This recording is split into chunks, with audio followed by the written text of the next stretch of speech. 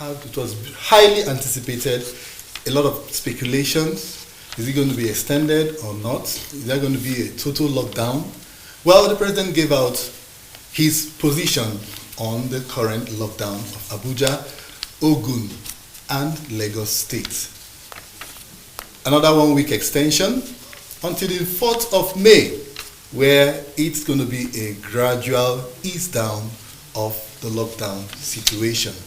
I am Charles Ibe, and with me on this edition of The Lockdown, I have two gentlemen.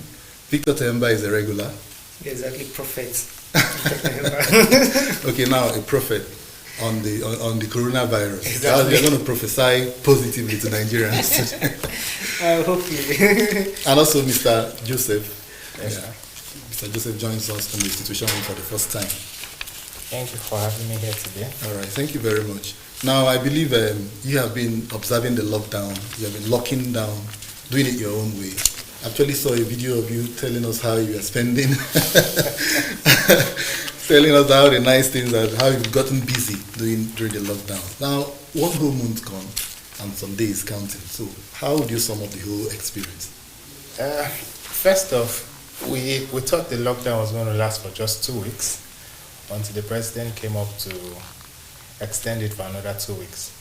Before, during the first 2 weeks of the lockdown, we had all planned for just 2 weeks. We had stocked our houses with foodstuff, and then we had kind of adjusted life to fit into that 2 weeks. Like personally, I was working out most of the time, and jog in the mornings, jog in the evenings, and just stay within the confines of my home. Okay, you're lucky we are not caught, because I remember some joggers. No, I wasn't jogging where I would be caught actually. Okay. So I was just jogging within the estate. Yeah, keeping fit, Yeah, basically. because a doctor friend of mine said that to help our mental state, we must exercise. Exercise, yeah. Because being at home for 2 weeks is like you're under house arrest. Really doing the same things over and over and over again could affect any normal human being. Of course, the danger of adding some extra weight that is not necessary. Exactly. Just eating and sitting in the house. I'm telling you. I know the more you stay at home, the more you want to nibble on something. Exactly. Which is also could have its own health effect on it. And not just to forget that it's nibbling on your account. Exactly. Because most organizations didn't pay salaries. Like my own organization, they didn't pay us for the month of March. So even April we've not collected anything, but it's understandable. Wow. You understand? So we've just learned a whole lot. Yeah. So now, no March, no April, so you must have been surviving on palliatives. We didn't get any palliative. we had plenty rumors and information was flying over the media. We heard that, okay, if you have a maximum of 5,000 in your account, or you load more than 100 naira charge card, you don't qualify. Exactly. We don't know what was the true story about the palliative. But we kept on hoping that since the government has our BVNs, or banks have our BVN, we'll just sit down and get an alert. Funny enough, somebody put up a post on one of the platforms I'm part of, and he said it was like credit alert, 30,000 naira, blah, blah, blah. I was excited, only for me to read down and say it was actually just for fun. I'm like, this is crazy. That's an expensive joke. I'm telling you, it was broke your heart. I'm telling you. The person was lucky he was not just reading. We didn't. We should have received it. I'm telling you the truth. All right. Ambushed the guy. Exactly. Okay. Now, the president's speech yesterday. Let me come to you, Mr. Victor, because you are always prophesying about the extension. Okay. So how did it hit you? Really, like, okay, just like that, or was it really actually, okay, this is what actually I was expecting? Well, basically, the president's speech met all my expectations. Things that I would have expected him to say. In fact, I can't find any fault in the president's speech. Although the extension I was looking at, I wasn't thinking it was going to be 1 week. I was thinking minimum was going to be like 2 weeks. But then he extended for 1 week. And I like the fact that he touched on almost every aspect. For the very first time, I'll have to give 100% kudos to whoever the team that put their head together and drafted that speech for the president. So he also touched on the health insurance policy for health workers, which was a very fantastic idea. You know, in his last address before this one, there were already issues of human rights abuses by security agencies. He didn't touch on it, but here he touched on it that it won't be tolerated, and also admonished Nigerians to make sure that they are friendly or respectful and adherent to the different police officers and all of that. Then he also took into consideration the fact that a lot of Nigerians have encountered hardship during these 4 weeks of a lockdown, and so it will be very difficult for them if we go on for another long while. So he rather put into, you know, the last time we were here, we also spoke about how the DG of NCDC said that we haven't yet reached the level where we could ease the lockdown, and also the health minister said it's only the president that will decide if we should ease the lockdown or not. So the president took into account all of this and he said, okay, let us extend this total lockdown for 1 week more, and let's see where we go from there. Let's start a gradual easing of the lockdown. But even at that, it is not yet uhuru for people who want to go out and do whatever they want to do, live their lives as normal. Because at that time, it will not be left at the discretion of the state government to decide if it is okay for them to also start that easing of the lockdown in these 3 states. Because this order was mostly for people in those 3 states of Abuja, Lagos, and Ogun State. So if this state government find out that we can't really deal with people coming out from morning to 8 p.m. and then from 8 p.m. you stay in your house till 6 a.m. If they feel that they can't handle it, then in that state, that particular state, the lockdown is going to continue. I don't see how it's going to be possible in a place like Lagos. And you know that Kaduna know they can't afford it, which is why they gave that for 30 days. So for 30 days, you have to take your mind off any lifting of lockdown and whatever. So you don't need to be expecting anything. Okay. Mr. Joe, how did you see the president's speech? I think let me just take a cue from what he said concerning Kaduna State. You know, the governor himself just recovered from the COVID-19 illness. So I think having experienced it firsthand might be the reason behind why he decided to lock down the state for 30 days. Because he has experienced it. But coming back to the president's speech, it was anticipated that we needed a way out of all of these things. I'm glad that he has given us a 1 week buffer where we can now go out and come back before 6 p.m. You know, the lockdown was total in the sense that you can't move from point A to point B without clearance. And the security forces on the road were charged with the responsibility to enforce the lockdown. Good thing is that, like the prophet has said, the president has touched literally almost all the areas that we were worried about. The only thing I'm looking forward to is the palliatives. Okay, he didn't mention it. Yeah, he did mention the fact that he was going to make sure that the palliative goes round, you understand, in his speech. But was it specific enough? No. Well, it was just a generic, and it's the reason why I advise Nigerians don't expect any less than palliatives. In fact, for the president to have lifted this or say that there's going to be a gradual easing of the lockdown, it's somewhat an escape plan for this federal government not to go ahead with any palliative. Yes, because they can't really take care of us. Okay, so now really Nigerians have expected this for 1 whole month. It didn't come. So now, should we still even be talking about palliatives actually? No. Because it's not going to come anyway. I'm not. What hasn't come may not come. Exactly. You understand? We'll be waiting for the palliative for 3 weeks now. But I think when I listened to the president's speech and I saw the 1 week trial of 12 hours off, 12 hours on, what came to my mind is the fact that probably the government may not be able to handle the hardship that Nigerians are facing, right? Probably giving them palliatives, but they may not be able to sustain what they already started doing in some places, because we know that the economy has been hit hard by the price of crude oil, and the only way out is for the normal man to go on the street and take care of himself. Exactly. That's why we're now, it's now going to be enforced that you're going out, you must maintain social distancing and then wear a nose mask. All of these are just measures to make sure that we can maybe reawaken the economy and see how the normal man can begin to fend for himself. But what I think every Nigerian should think of doing going forward is to stand by each other. Okay. Because these are trying times, and we would need to their brother's keeper.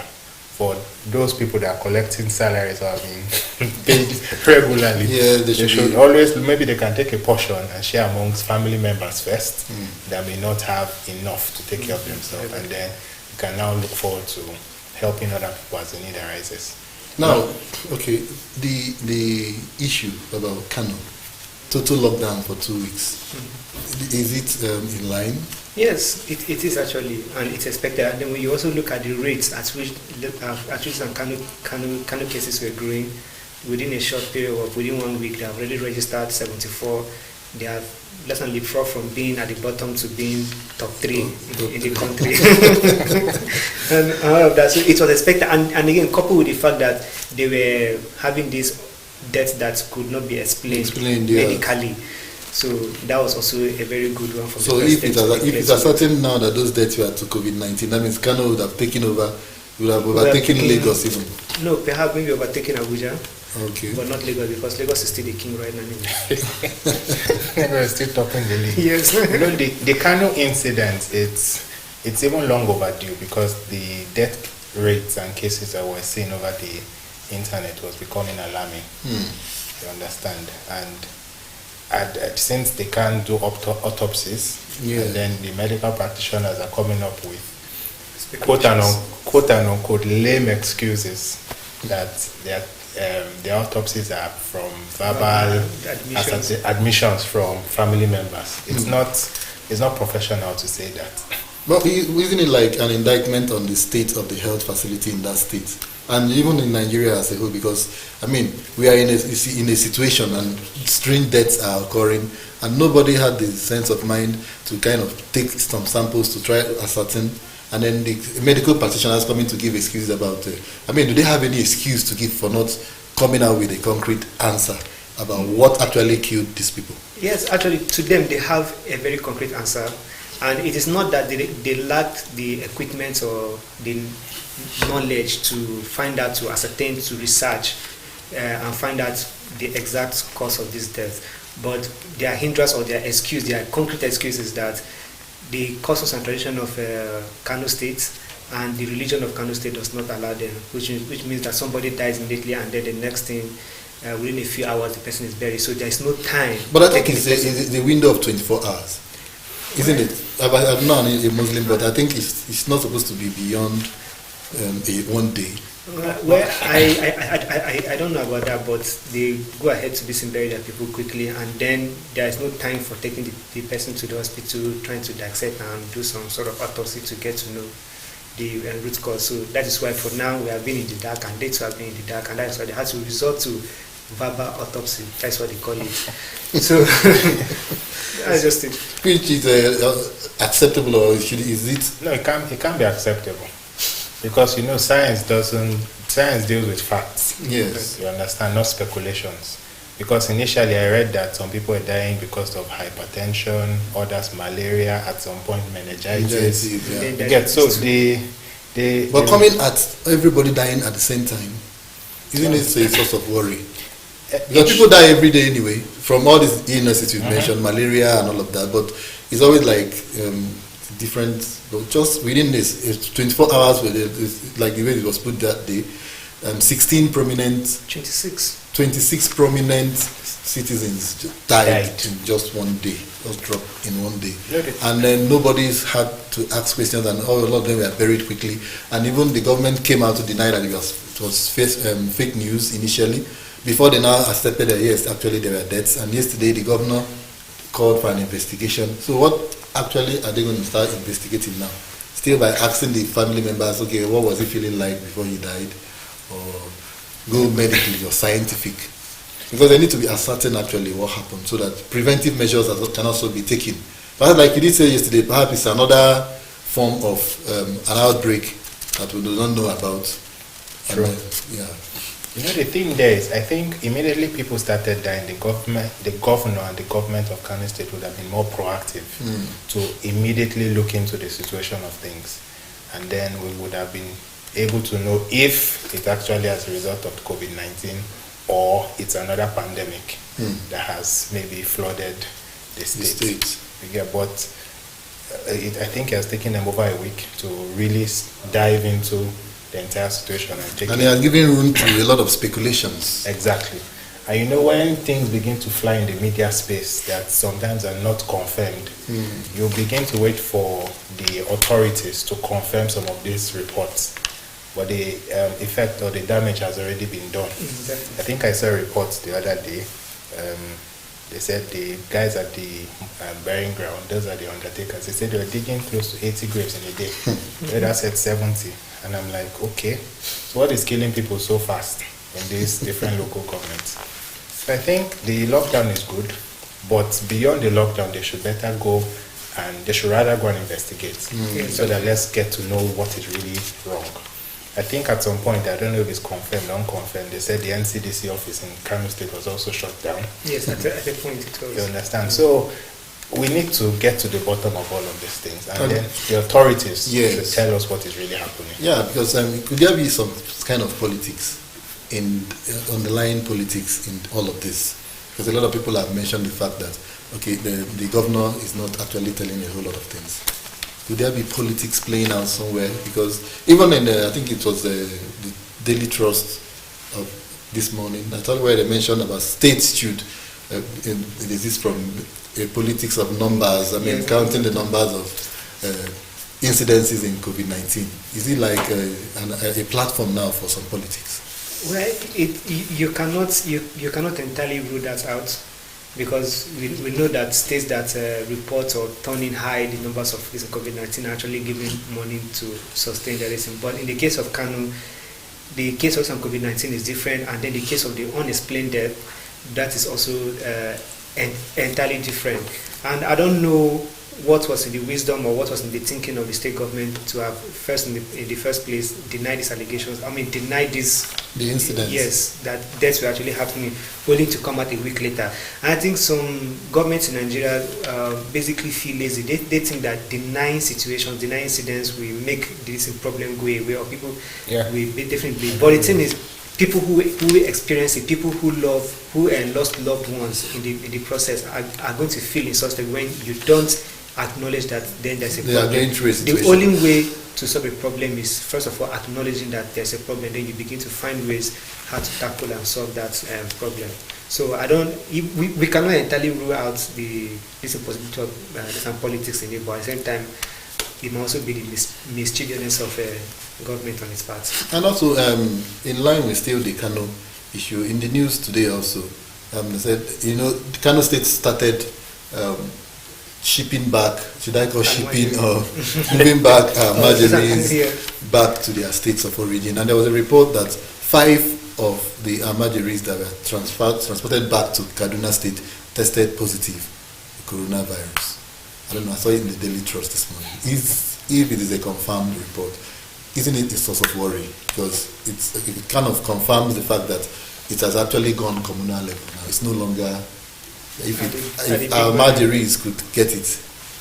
Yeah, you see, the thing there is this. I think there's a lockdown, and I don't know why the Kano State government should be going against the lockdown, because one of the things the lockdown is supposed to accomplish or achieve is to curtail movement from point A to point B.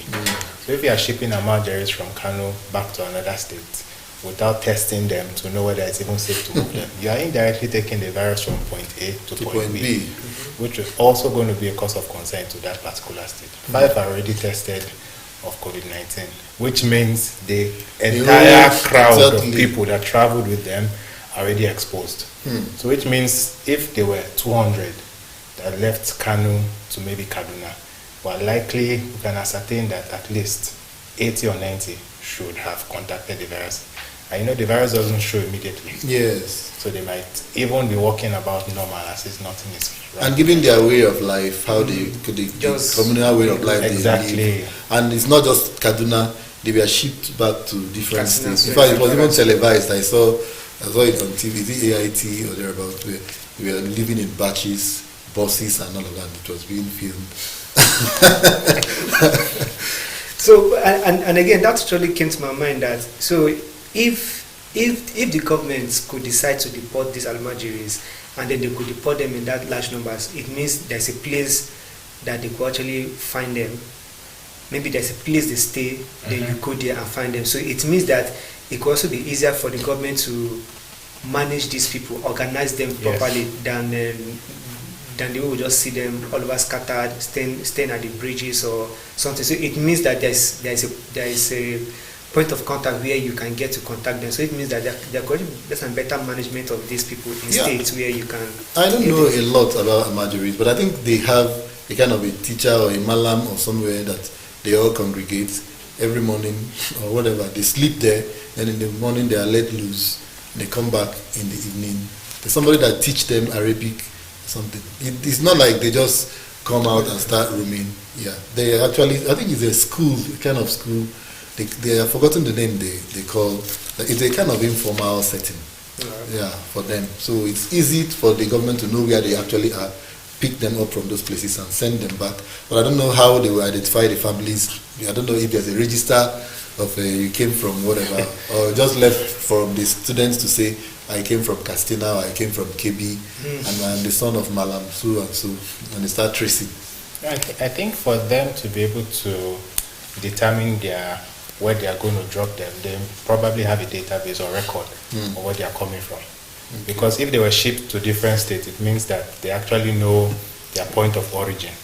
So probably, like what the prophet has just said, I think what the government would have done, since the system is a bit organized, they would have just tried to manage it till after this pandemic. Because this same Amajori going back to where they were sent from, it's still going to put a lot of pressure economically on the families they are going to be returning back to. Yes. And since they are not under tutelage of their tutors or whoever was in charge of them, it now becomes a cause of concern. We don't know how they are going to survive, how they are going to fend for themselves. And since there's no legal structure that will govern how they are going to live their life, we don't know what they may turn into. Okay, now let's look at some aspects of this presidential speech. Still a ban on religious gathering, social gatherings of all forms. But then people can move around between 6 a.m. to 8 p.m. Okay, markets can open. Isn't it a social kind of thing? And then how is it going to be enforced that in a market there's supposed to be 1 meter distance? Because everybody's going to crowd, they want to buy stuff. There's going to be, but I mean, how is it going to be arranged? I don't know if at this point, we should be expecting from the government a template for the management of markets or whatever other open place that's going to work. Then, what about our sports? What about our footballs? Is it still under the non-social? Because it's not really clear. He said when the president actually made that declaration that there will be movement from 6 a.m. to 8 p.m. and then people were wondering, does the virus kind of sleep in the afternoon, in the daytime, that it doesn't get to move about? Because it's going to be very difficult. But then again, that's why I was trying to explain that it's also understandable that that is just the federal government's initiative. The state government can also take different initiative. Yeah. You know, in Abuja, I see that there is some proper plan in Abuja. So, for example, in Abuja markets now, you can actually control the kind of how the crowd behave in the markets in Abuja that I've seen, whether it goes to Garki Market or Western Market, the ones that I've seen. But then that's in the city center. What about the markets in the Nyanya markets? You know, those ones yet are not even really taken into consideration, because even during this lockdown, we know that in Abuja, the places that were in lockdown were just the less than city centers. When you go to Papi or Bori or Kuba or Dugbe or Dinyanya, these people still live their life normal, go out, play football as usual, and they're nothing.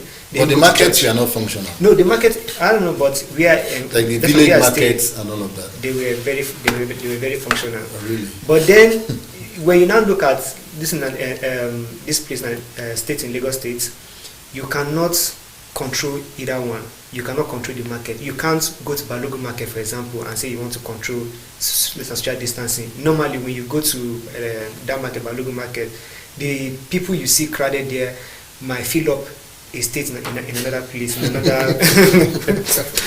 It's just like that. And then we're also looking at that. Lagos is also known for traffic. Imagine people moving from the island to the mainland, and then you're stuck on less than Top Mainland Bridge, or you're on that less than Ikorodu Road for a very long time, or you're on that less than Lagos Abeokuta Expressway.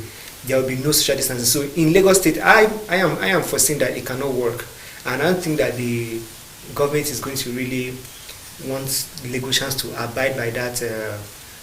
The regulation of say you are free to move. There is no way it's going to work in Lagos State, for example. It can work in Ogun State, it can work in Abuja. And Ogun is almost the same thing with Lagos, because where does the Lagos State stop and where does Ogun State actually stand? You know, the just like Abuja and Nasarawa, everything is almost like but they fuse together. And again, when you look at this place, Abuja and Nasarawa, you find out that where it seems as if the line is blurred between Abuja and Nasarawa stops at around Masaka.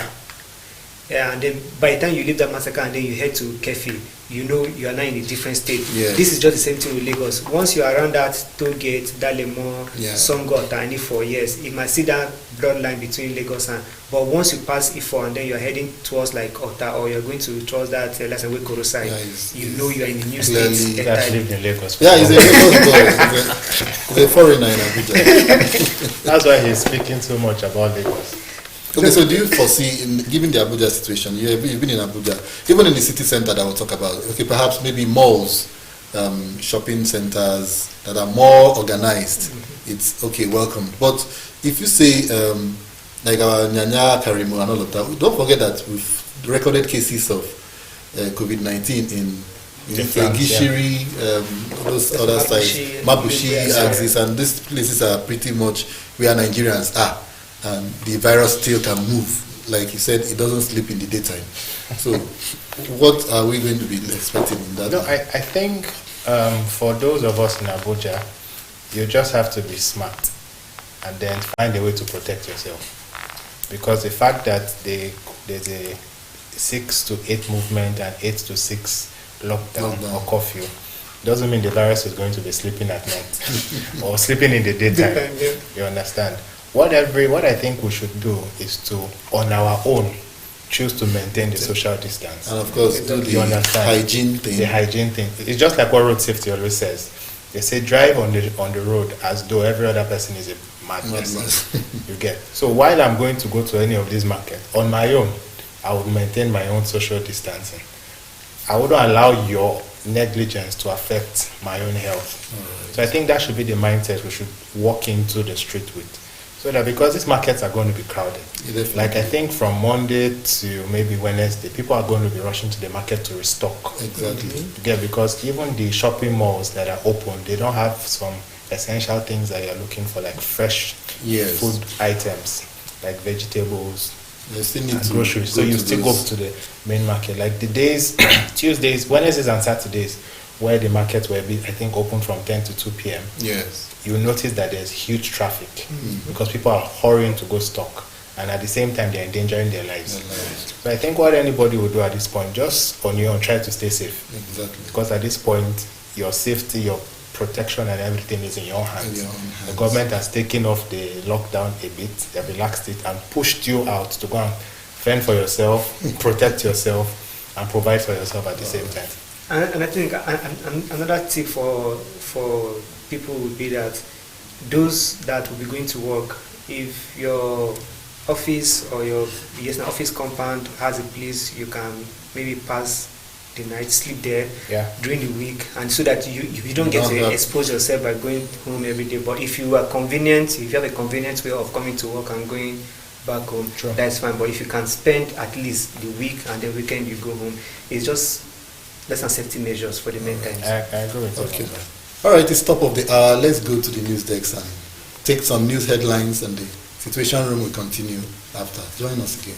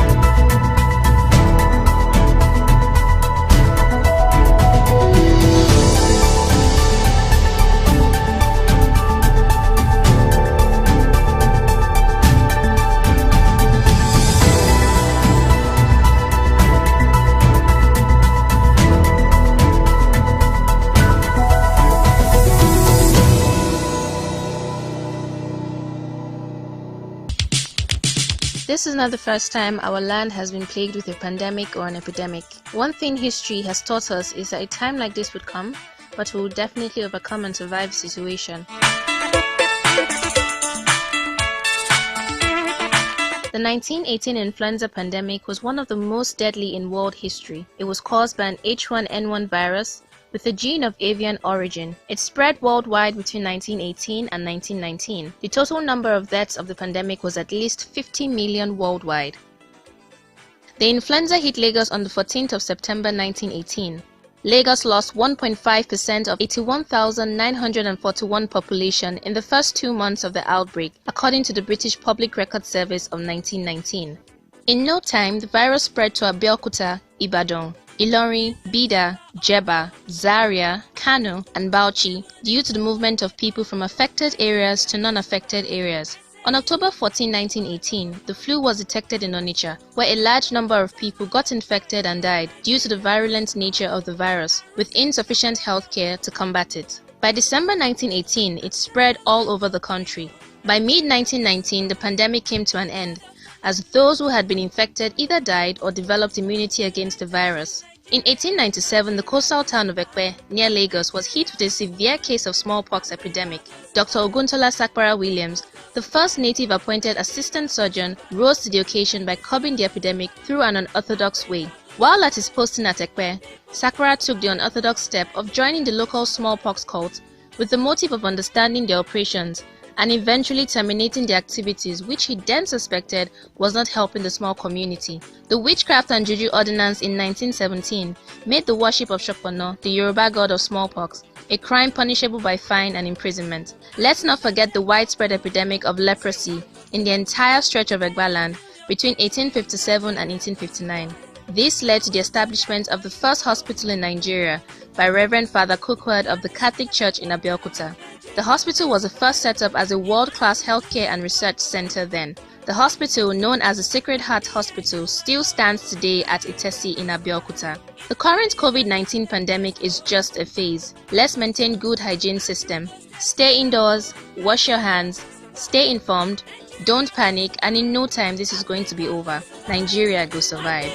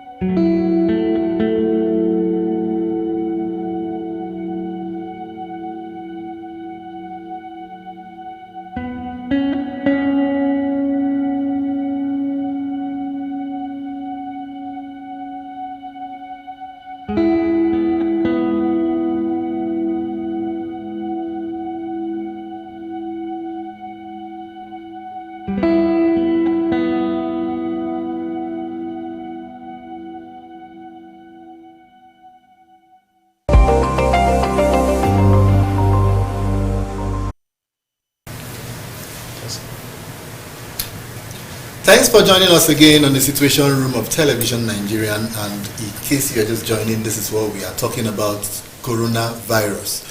how Nigeria is handling the situation, what to do and what not to do, especially to stay alive. Now, we all know the key states, Abuja, Lagos, and Ogun.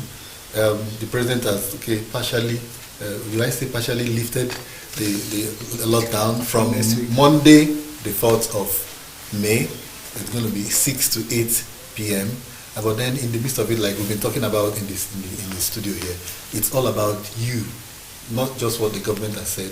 So all about you, what you can do to stay safe. Those measures that have been put out there. It's funny that a lot of people still don't believe in all of those things. You still see a lot of people not maintaining social distancing. Okay, like now we have our meter and all of that. But if you go out there, everything is everything. People are not wearing masks. People are going everywhere. Just like, apart from the churches that has to be closed, the mosques that had to close, every other thing, especially in the satellite towns. Now, isn't this enough to say, let's just go back to a normal, everything is everything, because it wasn't really kept in the way it's supposed to be, and people are still surviving. And not forgetting that the figures kept increasing. Now we have 1,337 confirmed cases. In a span of 2 weeks. Yeah. You understand? From the first time the lockdown was announced, we are having 100 and something. Now, after all said and done, we are in thousands and still counting. So, what now, Nigerians? It's all about us. Definitely. In fact, after I actually posted the lesson president's declaration for that there's going to be 1 week extension, and after 1 week, then there will be easing of the lockdown, and then somebody commented and say, what the president mean or is telling Nigerian is that you are now on your own. It is you and your system that we have to fight the virus. And it's also sad to see that Nigerians themselves are not taking conscious effort. They're not taking this seriously.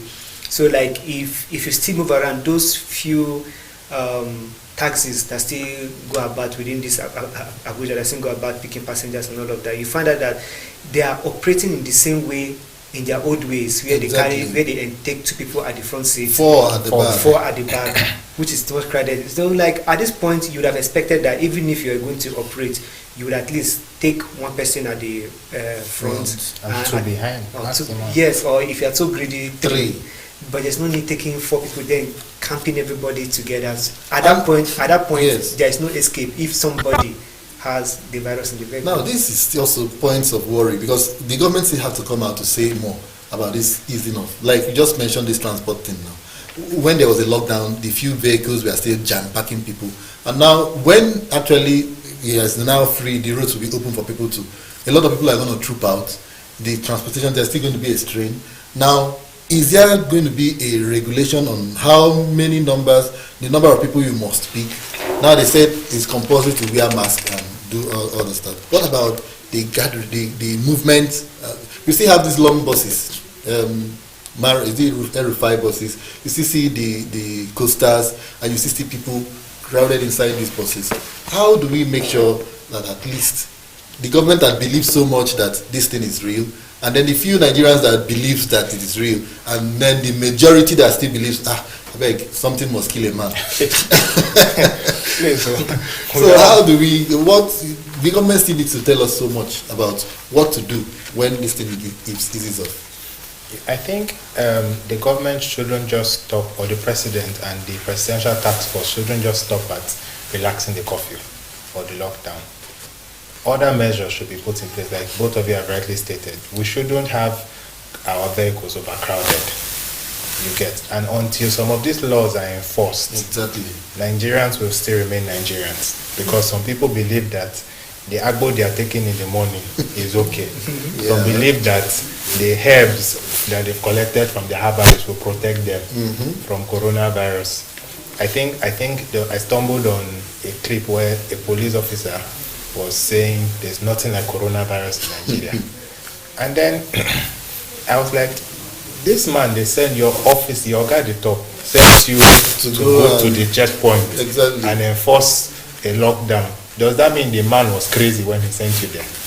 and then you are debunking the fact that there's no coronavirus. And perhaps that's why most of them don't even use protective measures. Do you understand? And I told a friend of mine, I said, if that police officer is really, really sensible, what he should do, he should just take his bike or take a vehicle and head straight to any of their isolation centers. They will grant him access because he's a military person since he wants to come and verify. Yes. And he will see for himself. But I don't think this is something we should take lightly. Yes. But I think anybody that wants to survive the post-COVID-19 will take upon themselves the responsibility to stay safe. Yeah, but like we all know, it is never going to be the same again. Yes. Even if government says total lift of just everybody go about your normal business, it's never going to be the same again because some things has gone wrong somewhere and it's already affected the psyche.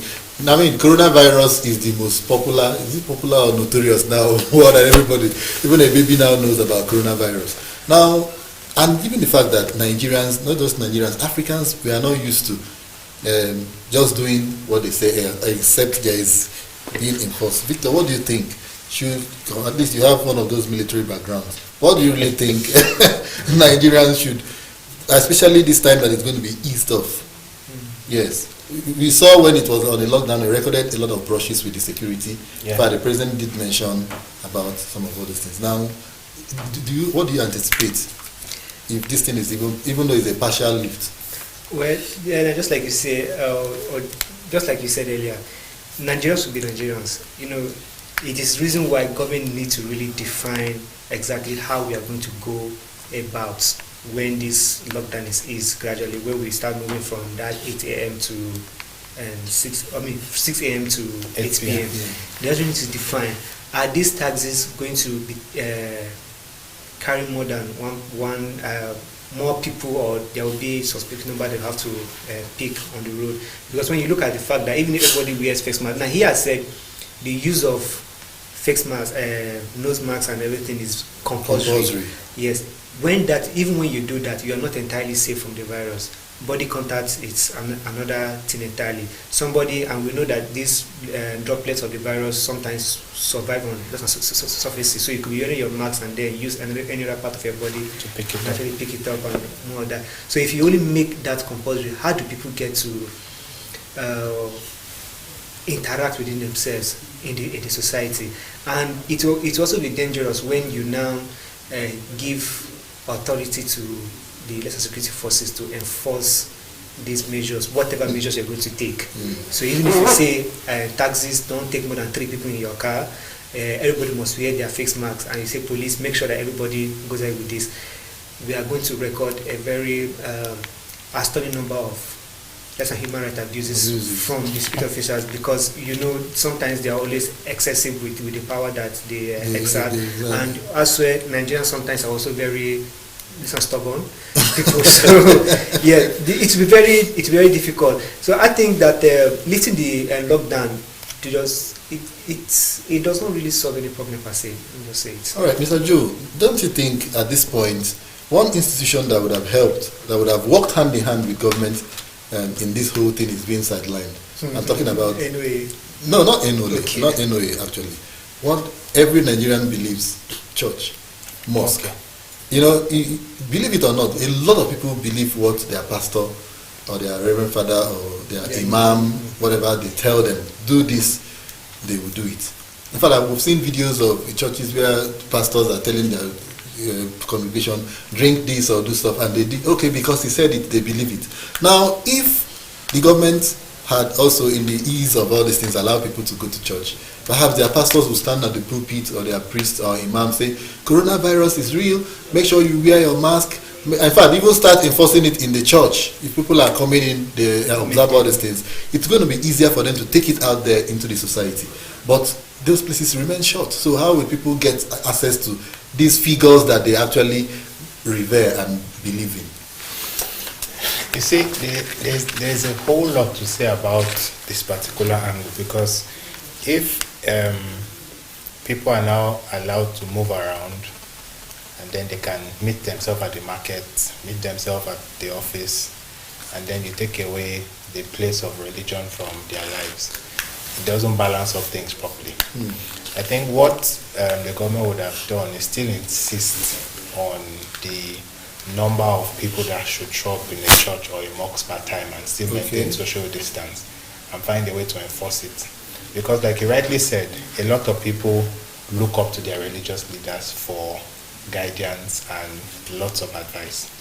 And this has been taken away. But what I think any religious leader can do at this point in time is just take advantage of the internet and try to reach out to your members as much as possible. And I think this is a time where they should actually pass the right information across, put biases and sentiments aside, and find a way to keep their congregants. Because I don't think any imam or any pastor will be glad if his members fallen sick or they die of the virus. So but right now it appears it's like a dividing line. Because I recently heard a pastor, he was very, very furious. He was not happy with the way government, in fact, I took that cue from him, like he'd been sidelined, that they are actually key stakeholders in Nigeria, believe it or not. Yeah.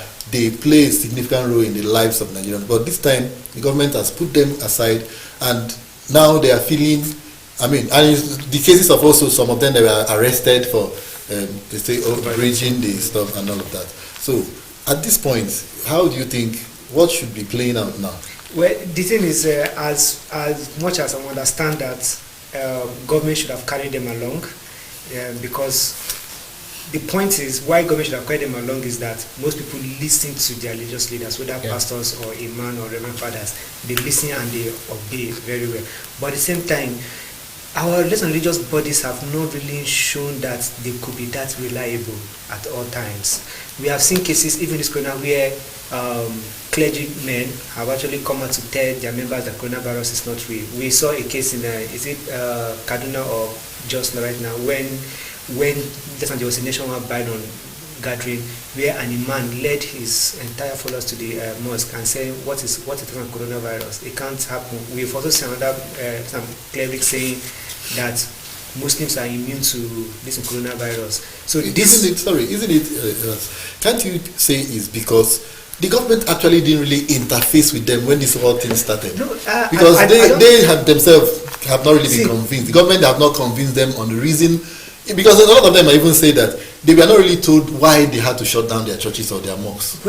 Some of these leaders actually came out to say they don't really, because some of them don't really believe in this coronavirus thing. Exactly. So and you didn't make them believe. The government didn't interface with them. You understand? We've seen something like this task force or whatever committees. Exactly. You don't have any clergy or any of those people coming from those places. How were they constituted? These are things that they would have taken into consideration. Bodies like CAN, I don't know what the thing is. Exactly. Those things would have from there. Now, if those bodies say this is this, it would be difficult for an imam to come and say what is coronavirus when maybe their grand kadi or whatever they have has said this is real, please we have to enforce this. The government cannot interact face to face with every clergyman, but they have the bodies. They have the Supreme Islamic Council Affairs or Islamic Affairs, whatever, and then you also had the CAN. Government interfaced with these people.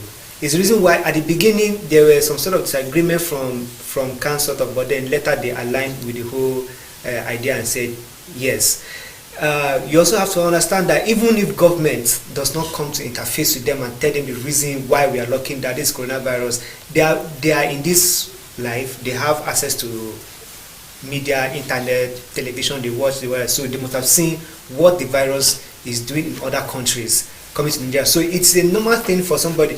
Government did not have to come and tell us a lot of plenty. In fact, when government was addressing, when the recent president was addressing the nation, he addressed everybody in the country, which also includes these lesser clergymen that are saying government did not carry them along. And a whole lot of people took it like this is government as usual. This is politics. This is a lot of interpretations. Don't forget that pastor. I don't know if I should mention a very prominent pastor that said it's all about 5G and stuff.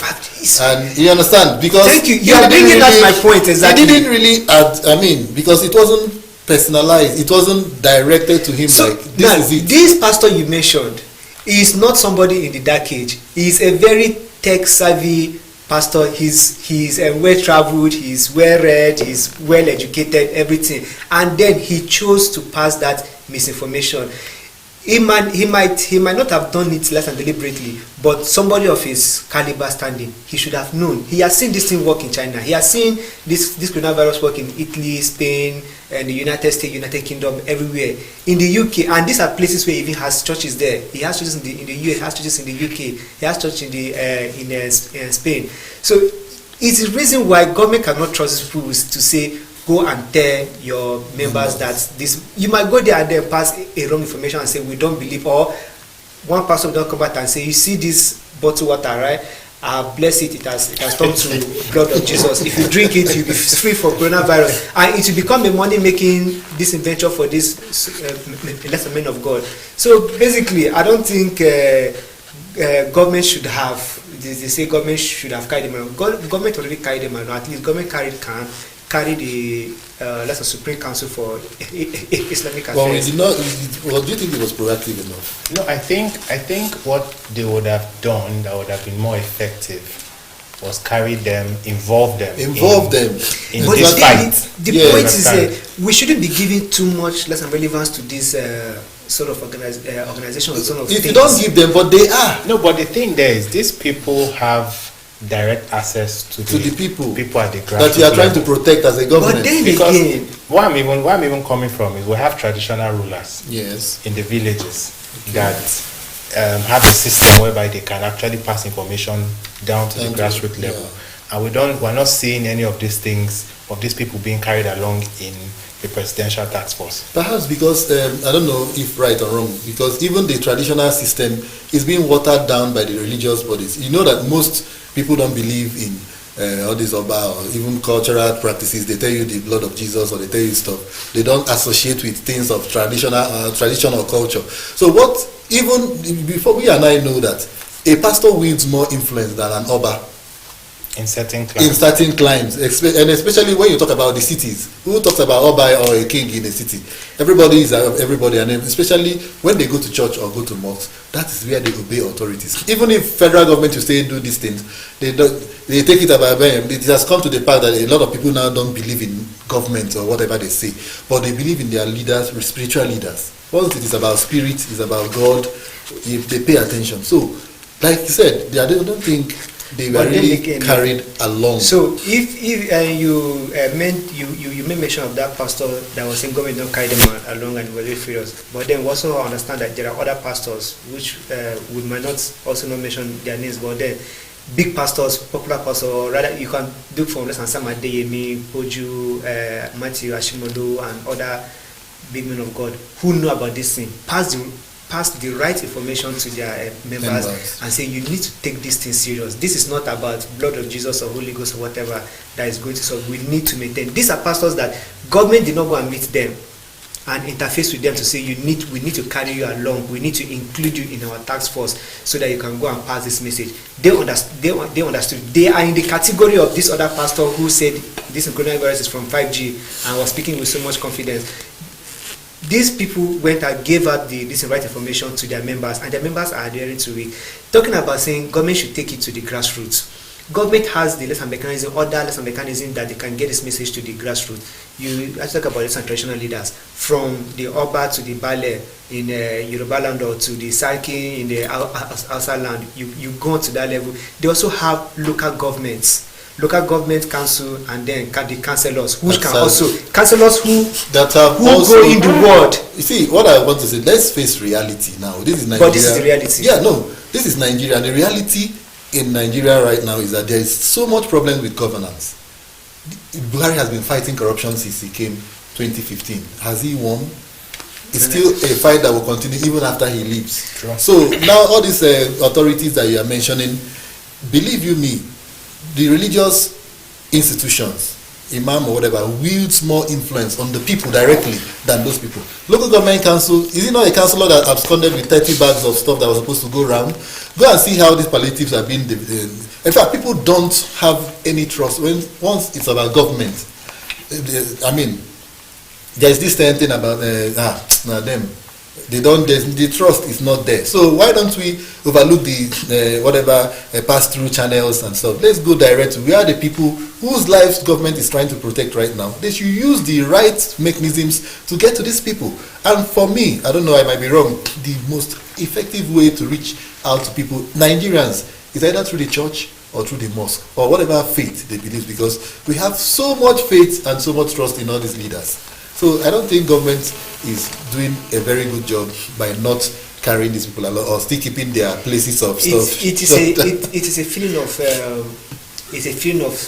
feeling of self-importance. Everybody trying to feel very important. This is a situation whereby, in fact, saying that the government should carry us along, it is you also playing this in politics, basically. No, I'm not saying. I think. Let me just come in here and say something. Somebody said something today. He said that what he was talking about the palliative, and he said that the government knows how to collect tax from people.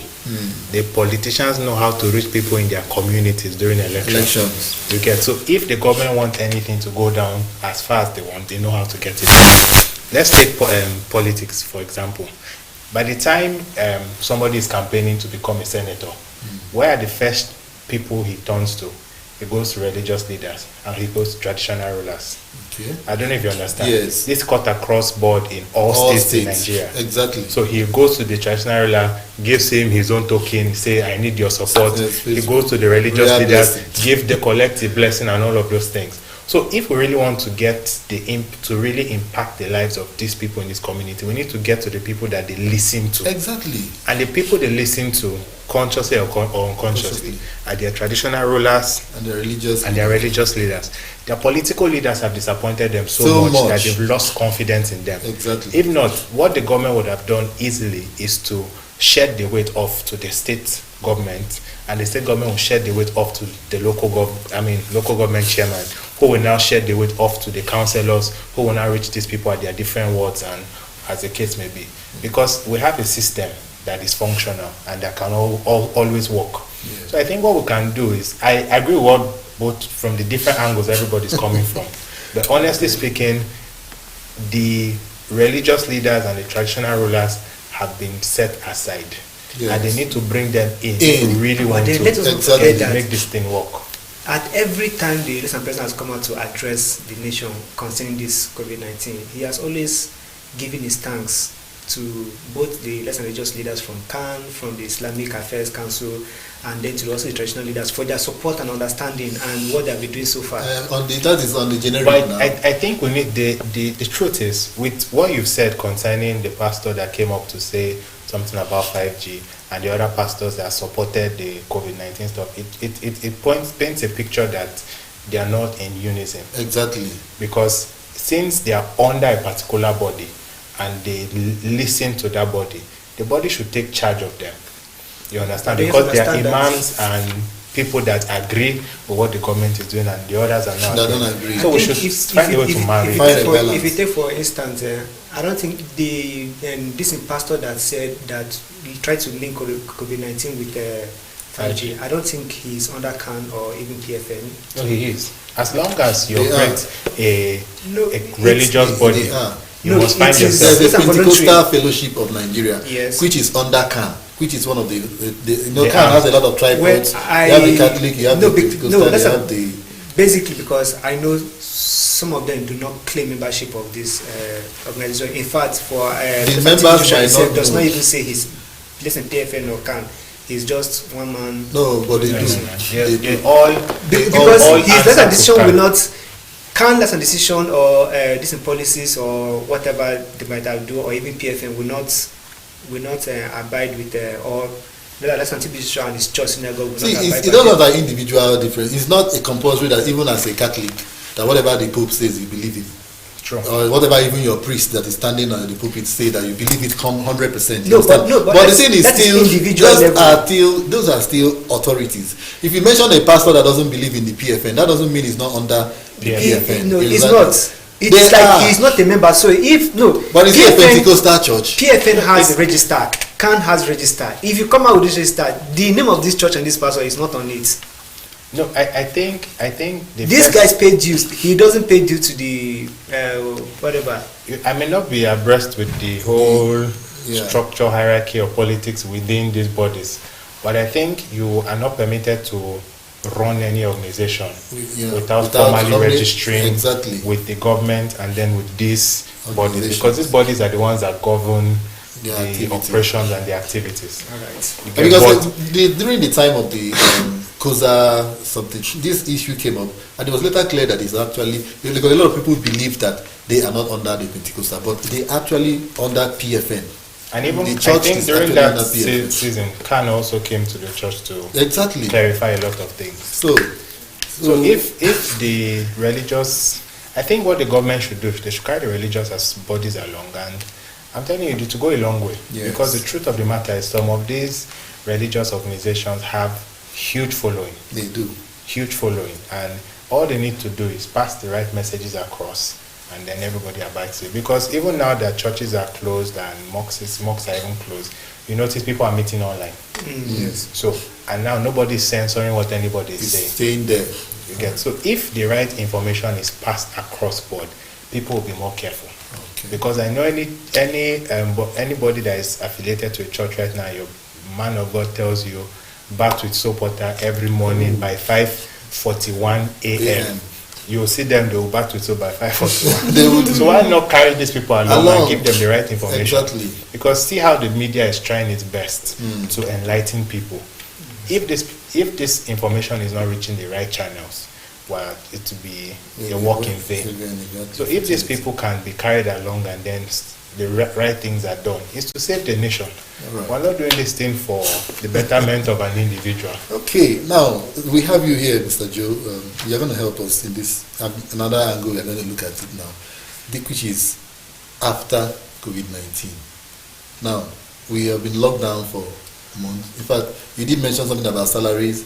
We know also about a lot of organizations that had to downsize, and a lot of jobs are lost. And then when people come out, there's going to be a strain, there's going to be a strain on resources, money availability, and all of that. Now, how do we begin to rally around again post COVID-19?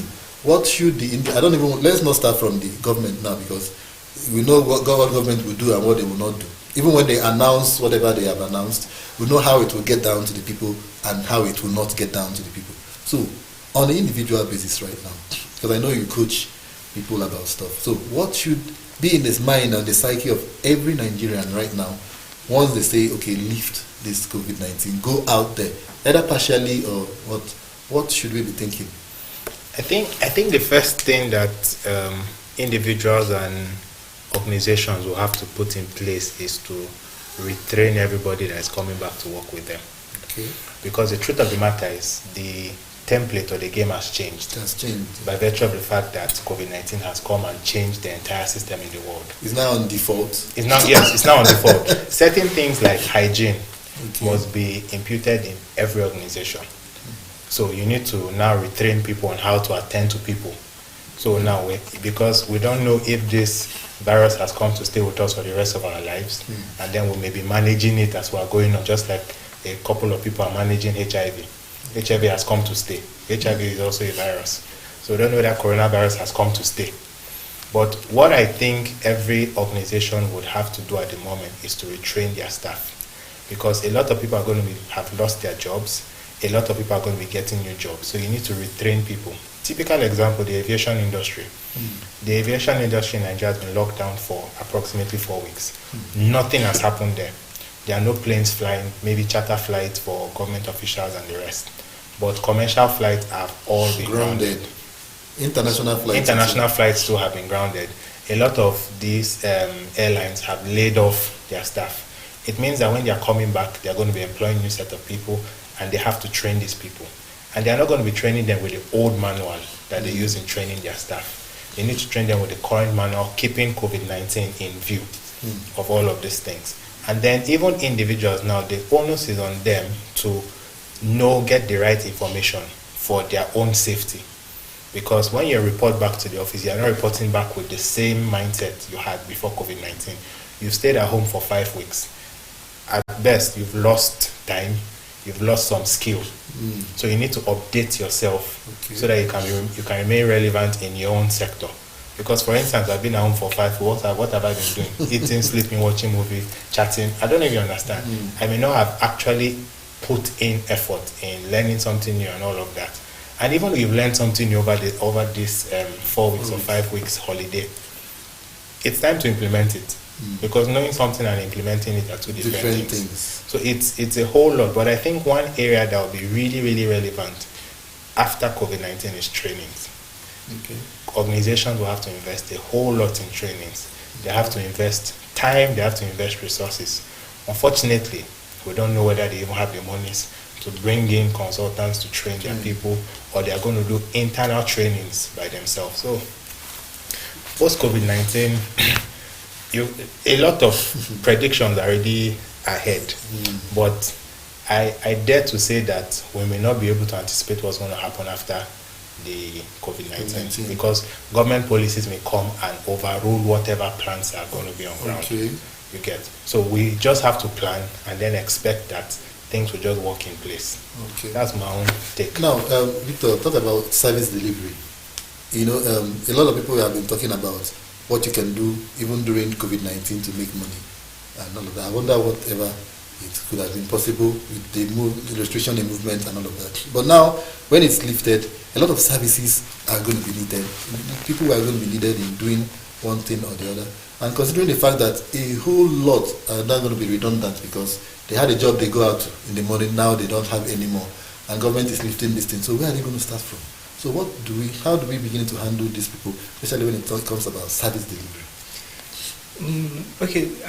One thing I've basically come to realize that then every time there is like a sort of pandemic like this or a crisis like this, new jobs are actually bettered because of the necessity of what that lesson pandemic caused them to do, and then more jobs are going to go off the market. So basically, I think this is the time people now need to begin to pay attention, follow trends, and learn on a new job. And then because you even get to find out that I was even surprised. I saw this hotel in Lagos, Eco Hotel in Lagos, now making food and delivery. So it means you can be in your house and deliver food, and then that is something that Eco Hotel cannot do. So it means that they have entered another branch of their business whatsoever. So now they are taking new turns and all of that. So which means they are learning new things. And then some people at the end of the day, they will now actually find out that those jobs they were doing before, the companies might decide that okay, why this whole situation lasted, we were able to survive without this service. So it means that we don't really need this service, which means this one's might actually cost. So basically my one advice to people will just simply be that people just keep up with the trends as concerning this whole recent pandemic, and then we learn towards it.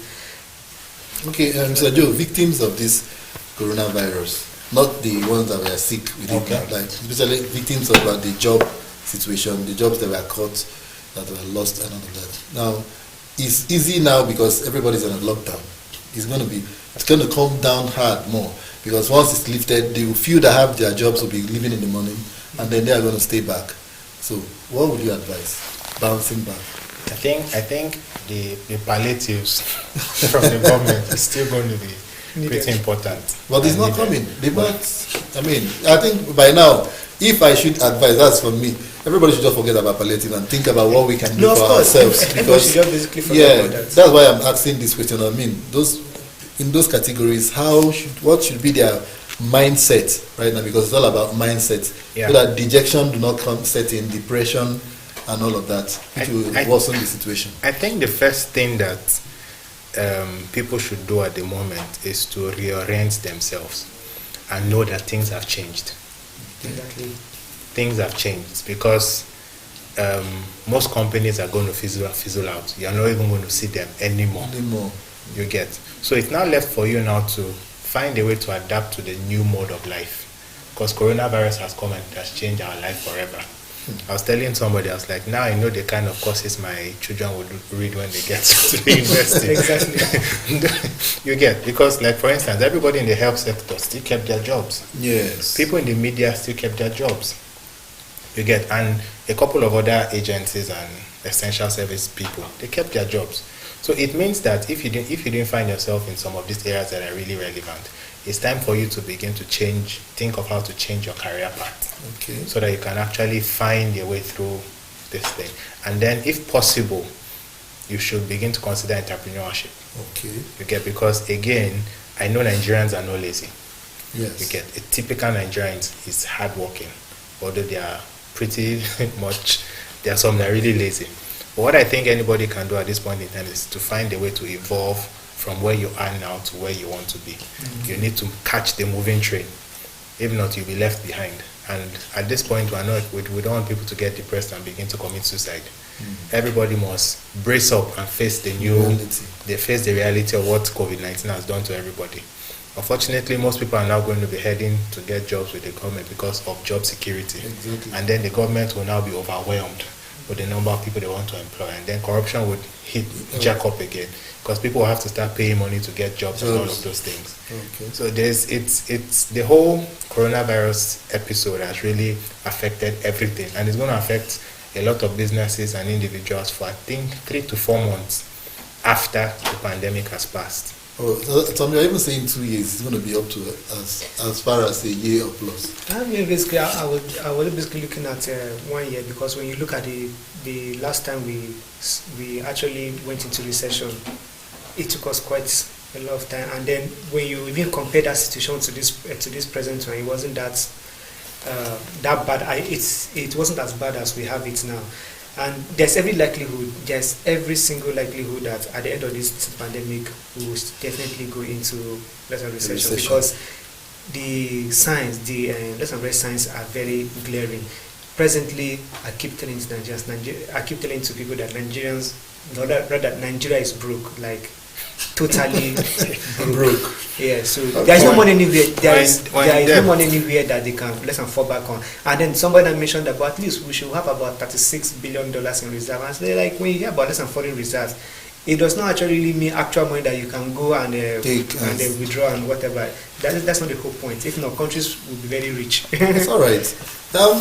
Nigeria is broke, according to Prophet Victor Temba, but then we still have to rally around. There is still life after COVID-19. There is still a whole lot the individual can do to support whatever efforts the government is going to put in place. Let's take a quick break now, and when we come back, perhaps we'll just take our final words and then round up the program.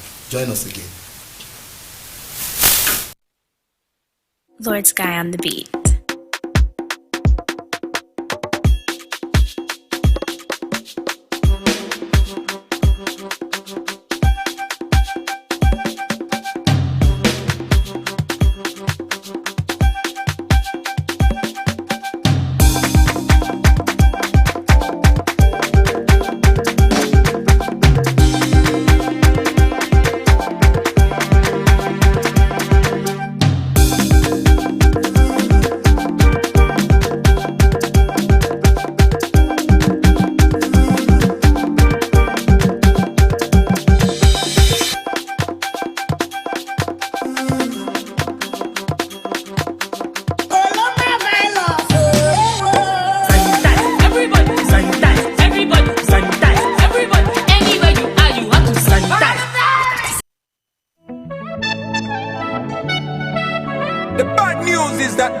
Is a potential victim, but the good news is that everyone is a potential solution.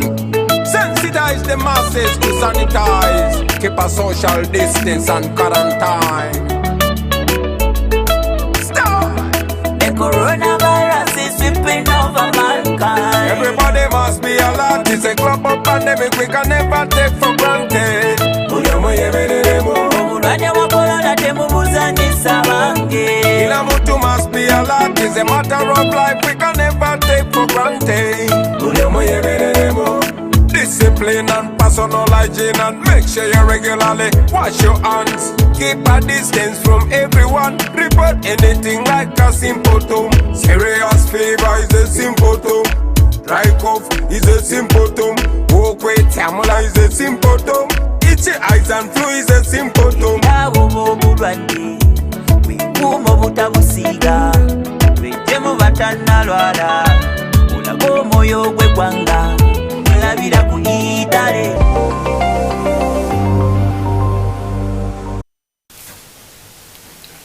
Thanks for staying tuned. It is still COVID-19 Situation Room of Television Nigerian. Now, I've been talking with Victor Sehemba and Mr. Joe in the studio. We've been talking about a whole lot of issues, the lockdown extension, the relaxation as coming up from May 4th, which is going to affect Abuja, Lagos and Ogun, and of course the 2 weeks of clampdown on Kano State. And in the bottom of this all, in the midst of all, we've come to an agreement here that it all boils down to what we can do ourselves to stay safe, and not just staying safe, to pick up our lives from whatever is going to be left after COVID-19 must have taken its toll and left. Because economic-wise, is already telling, the recession is ticking, according to Victor. Let's hope it doesn't get there. But then, in all, let government do the needful, let the individual do the needful, and together we'll defeat COVID-19 and whatever package it came with, whatever is going to leave behind when it finally goes. Now, your final word, Mr. Joe. Okay, I will just encourage Nigerians to stay safe, listen to the professionals, because they are the ones that will help us get out of the situation we found ourselves in.